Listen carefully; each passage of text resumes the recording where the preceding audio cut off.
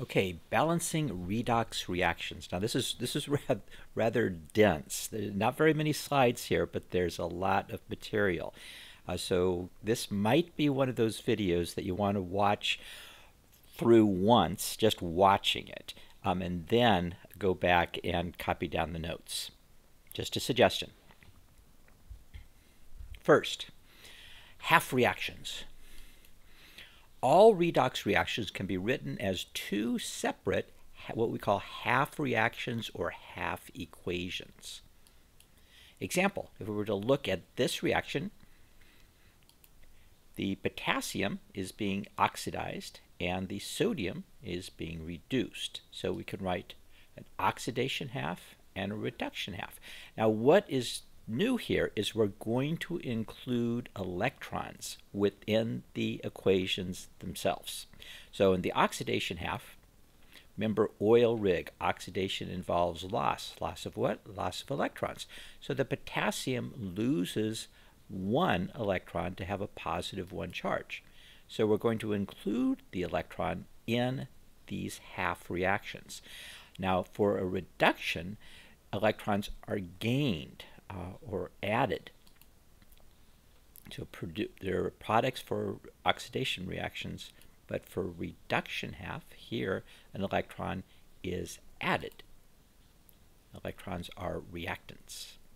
So in an oxidation half reaction, electrons will be a product, will be produced, and in a reduction half they'll be added. They're a reactant. Now we're going to be using this concept of half reactions to write balanced redox reactions. And you'll see how useful this is in doing that. Balancing chemical equations using half reactions. Example, magnesium and silver nitrate to form silver and magnesium nitrate. Now this is an equation you could just look at and balance. We know that we need to have two nitrates here, so I need to put a 2 in front here to balance the nitrates, and I would need to put a 2 in front of the silver. There it's balanced. That's not the purpose of this. The purpose of this is to show how we can use half reactions to balance an equation that's fairly simple to balance, so that when we get to a little bit more challenging reactions, which we will at the end here, we'll kind of understand what's going on. So hang in there. All right, so first, that equation's unbalanced. So first, I'm going to remove any spectator ion and write what we call an ionic equation. Now, what are spectator ions? Spectator ions are ions that do not change during the reaction. So if you look at our reaction here, you can see that you have nitrate both as a reactant and as a product. It did not undergo any change. It's aqueous, which means that the ions are surrounded by water molecules. And so as far as the nitrate is concerned, nothing has happened. So we're going to remove it. Now when we remove an ion in a compound, that reveals what the ion is remaining behind. And so this is the silver ion, and this is the magnesium ion. So without the nitrates, we'll write them as ions. Nitrates are spectator ion. So the ionic equation would be magnesium plus the silver ion, nitrate removed, plus silver metal plus the magnesium ion with nitrate removed. Okay. Then we're going to assign oxidation states to everything. So magnesium 0, silver is +1, 0, +2. So now we know what's being oxidized and what's being reduced. The magnesium is being oxidized, the silver is being reduced. So we're going to write half reactions for that. So we're going to add together balanced half reactions. So the oxidation half is the magnesium forming the magnesium ion. Now we have to pay attention to the charge. The magnesium has a +2 charge, so that means that the magnesium atom lost 2 electrons. For the reduction half, the silver ion becomes silver metal, so it gained 1 electron. So again, the magnesium is a +2, so it lost 2 electrons. The silver is a +1, so it gained 1 electron. Okay. Now we're going to be adding these two half reactions together. But in order to do that, we need to have the number of electrons to be the same. So in our oxidation half reaction, we have 2 electrons as a product. In our reduction half, we only have 1 electron as a reactant. They need to be the same number. So what I'm going to do is I'm going to multiply the reduction half by 2. You might remember this from Hess's law, our unit on energetics, where when we had reactions that we added together, we needed to multiply 1 or more in order for things to balance out. And that's what we're doing here. So I need to multiply the reduction half, everything, by 2, so I have 2 electrons going in, 2 electrons coming out. So I multiplied everything by 2. Now I don't know how you might put this in your notes, but that's you need to understand what I've multiplied everything in this reaction by 2. And the reason is so that the electrons will be the same, and we can cancel them out when we add it together. So now when we add our 2 half reactions together, the electrons have canceled out. And so this is our balanced ionic equation. But we want to balance this equation, so we need to return the spectator ions. So return the spectator ions. So the silver has 1 nitrate and the magnesium has 2 nitrates. Now this is called a molecular equation. Even though it's ions, it's still referred to as a molecular equation. So when you're asked to write a complete balanced molecular equation, it just means a regular balanced equation. An ionic equation, again, is simply removing the spectator ions. All right, now, this was fairly straightforward. It gets a little bit more challenging when we deal with reactions that don't balance quite so easily. Balancing redox reactions in acidic solutions. Now, acidic solutions are needed for many reactions. Many redox reactions need to take place in acidic or basic solutions where water molecules and either hydrogen ions or hydroxide ions are needed to complete the redox process. So in an acidic solution, it would be the hydrogen ions that would be used. If it was a basic solution, it would be the hydroxide ions that are needed. Okay, now there are a series of steps here that you're going to need to write down, 7 steps. Now I'll rattle them off here for you. And once you have them in your notes, then we'll do a practice problem and we'll apply each one of these steps to our practice problem. So step 1, assign oxidation states to each element in, I should say, the reaction. Write 2 half reactions balancing all elements except hydrogen and oxygen. 3, balance oxygen by adding water. 4, balance hydrogen by adding hydrogen ions. 5, balance charge by adding electrons. 6, if necessary, multiply the half reactions so that each contains the same number of electrons. We saw that in our previous example. And 7, add together the 2 half reactions and cancel out like terms.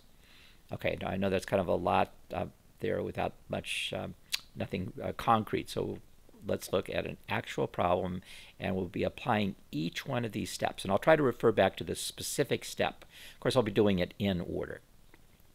All right, so here we go.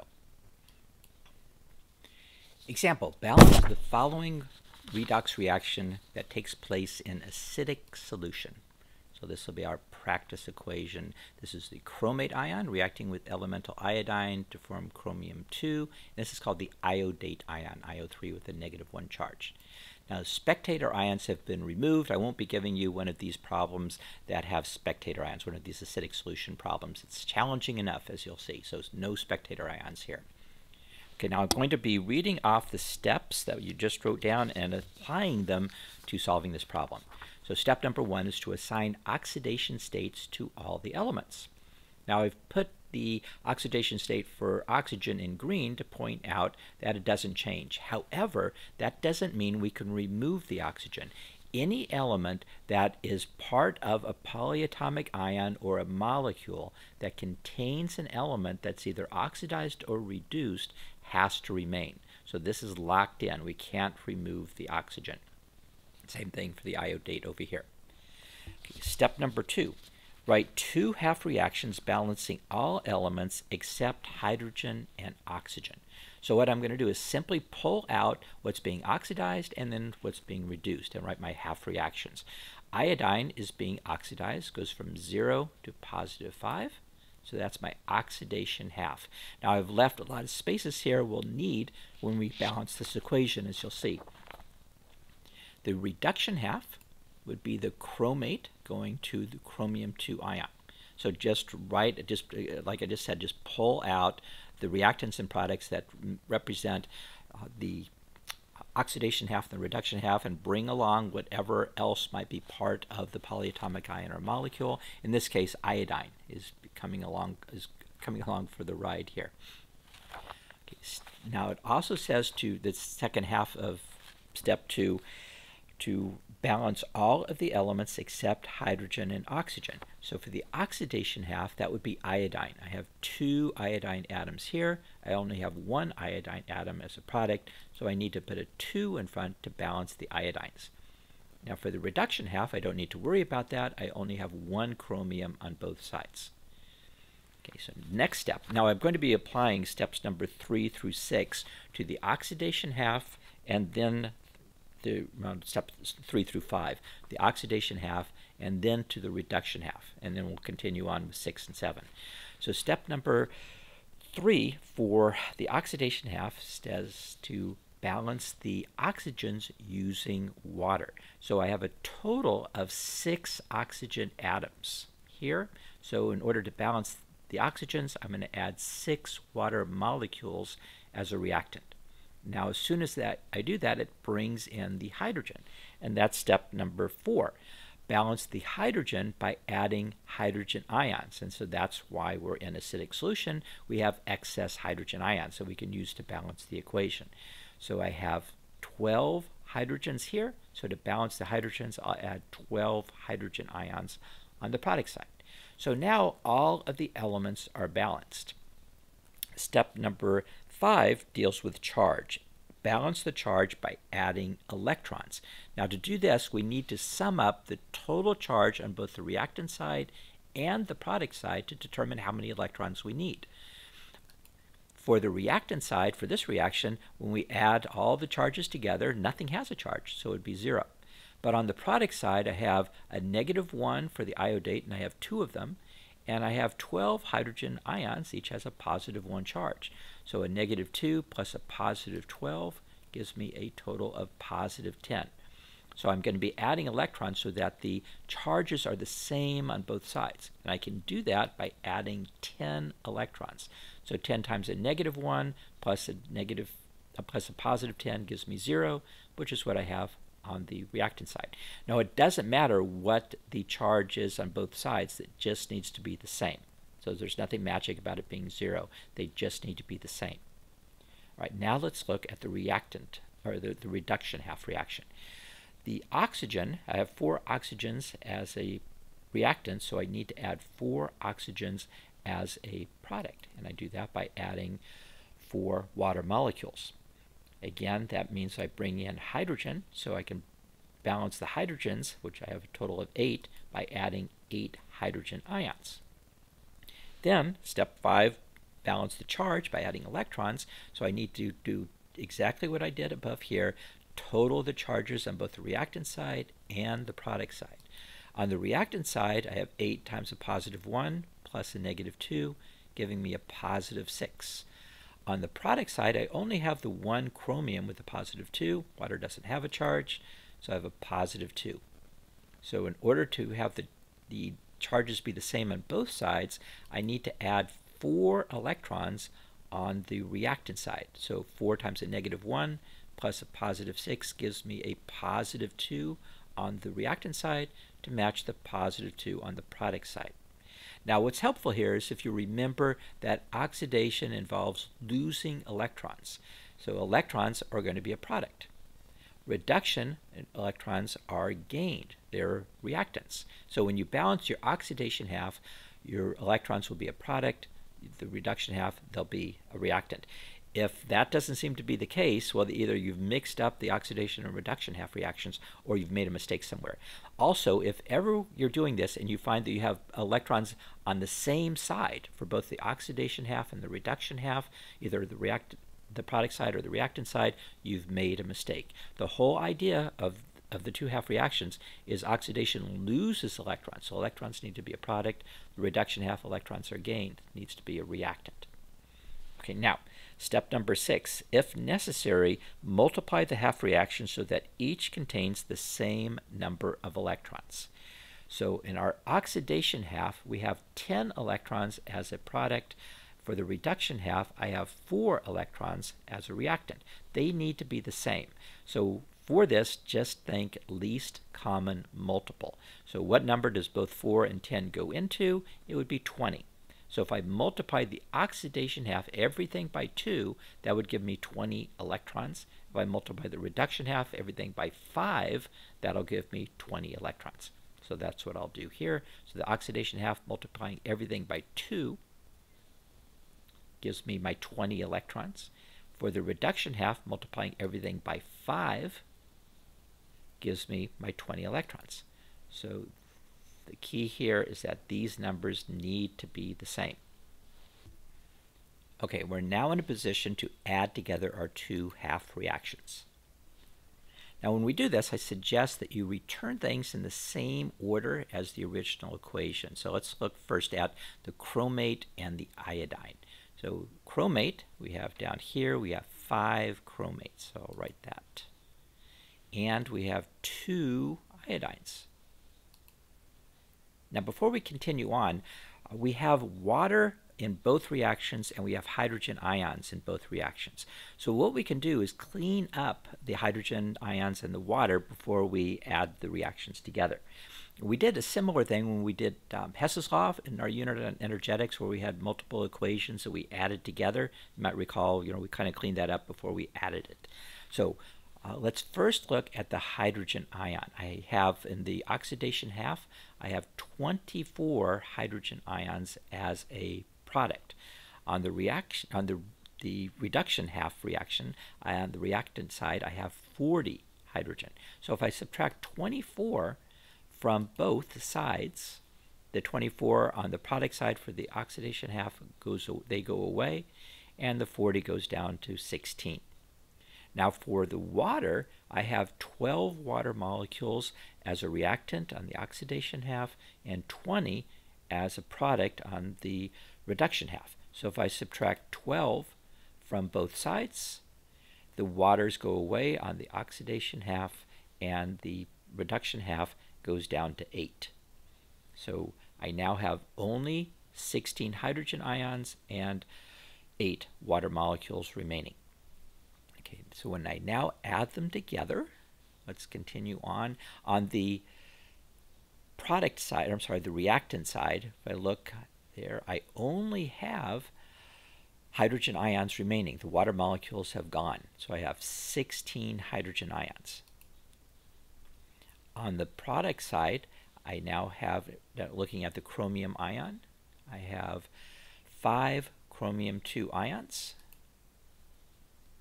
And for the iodate, I have 4 iodate ions. And I have 8 water molecules. And there you have it. That is our balanced redox reaction in acidic solution. Now, always check that both elements and charges are balanced. So we know, we can double check, all of the elements are balanced, but we also need to pay attention to charge. So if we add together all the charges on the reactant side, we get a positive 6. So 5 times the negative 2 gives us negative 10, plus a positive 16 gives us a positive 6. And so we need to have that same charge total on the product side. So 5 times the negative or positive 2 gives us a positive 10, plus 4 times a negative 1 gives us a total of positive 6. So the charge is balanced. If ever you have a balanced redox, or you think you have a balanced redox reaction, and the charges don't balance, it's not balanced. Okay. Last, note, your homework will also ask you to box the oxidizing agent and underline the reducing agent. So in the equation that we just looked at, remember that iodine was oxidized, so chromate was our oxidizing agent, and chromium in chromate was reduced, so iodine was the reducing agent. Okay, that is the end of notes. Quite a lot here. You might want to watch this tutorial again.